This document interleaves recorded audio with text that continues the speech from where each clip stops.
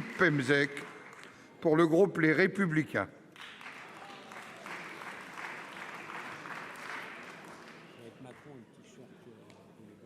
Allez-y. Monsieur le Président, mes chers collègues, ma question s'adresse au Premier ministre. D'abord, Monsieur le Premier ministre, vous ne répondez pas aux questions qui vous sont posées. Et c'est pourquoi je voudrais revenir sur ce qui s'est passé jeudi dernier à Angoulême, où l'on voit le Président de la République poser de façon ostentatoire, paré d'un t-shirt marqué LBD, lire lanceur de balles défensives, avec une illustration, un chat avec l'œil crevé. Moi, je ne reviens pas sur la liberté absolue qu'est le droit de caricaturer.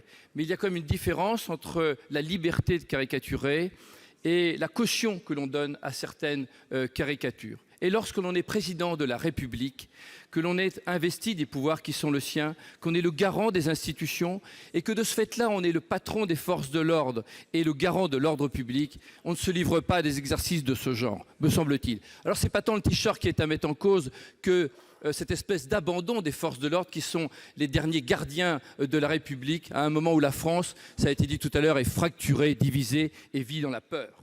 Alors, de deux choses l'une, ou bien le président de la République agit de façon légère, et c'est assez inquiétant, ou bien il est parfaitement conscient de ce qu'il fait parce qu'il est assez transgressif, et alors là, pour le coup, c'est gravissime, parce que c'est une espèce de mépris à l'endroit des forces de police qui assurent la sécurité des Français et du président de la République, et de vous-même aussi d'ailleurs.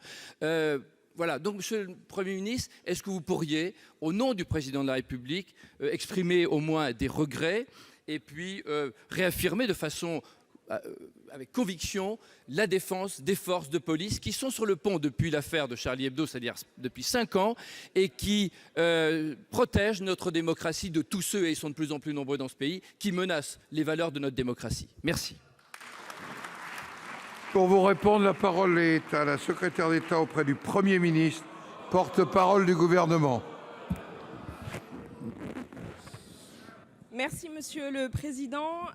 Mesdames et Messieurs les sénateurs, Monsieur le Sénateur, vous avez fait référence à un événement qui a eu lieu il y a quelques jours. Le Président de la République était à Angoulême. Il déjeunait avec des dessinateurs de BD. Au cours de ce déjeuner, le sujet dit, et je mets des guillemets, des violences policières a été, puisque je le récuse ce terme, comme l'ensemble du gouvernement, ce sujet a été abordé et le Président de la République a défendu avec force la conviction qui est celle qu'anime le gouvernement, à la fois que nous devions avoir pleine confiance dans les forces de l'ordre, puisque ce sont ceux qui d'abord nous protègent de toutes les violences qui existent dans la société et en particulier de celles qui se font jour dans les manifestations quand des personnes cagoulées munies de pavés s'en prennent aux forces de l'ordre, au mobilier urbain et globalement effectuent des violences qui sont parfaitement répréhensibles.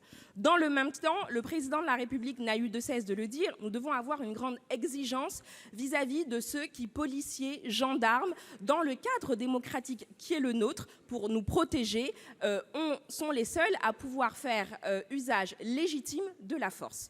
Et cette exigence que nous avons à leur égard, elle se traduit par le fait que dès lors qu'il y a des fautes, que ces fautes sont avérées, elles doivent être sanctionnées. Et c'est ce à quoi la justice de notre pays s'est attachée depuis des mois et des mois que nous avons un grand nombre de manifestations et donc beaucoup d'opérations de maintien de l'ordre. Dans le même temps, le président de la République, et je suis certaine, monsieur le sénateur, que vous le partagerez avec moi, est extrêmement attaché à la liberté de caricaturer, à la liberté de donner son opinion. Et donc, il me paraît parfaitement légitime que dans ce cadre, le président de la République, en ayant une expression extrêmement claire vis-à-vis de ce que certains veulent nous faire croire, nous faire prendre pour des violences policières et qui n'en sont pas, car il n'y a pas de violence organisée dans l'état de droit en France de la part de l'État, il est parfaitement légitime que le président de la République soutienne et défende cette liberté de caricaturer, y compris au moyen d'une photographie. Vous avez 8 secondes, monsieur Pemezec. J'équilibre entre chaque temps. Ça me suffira.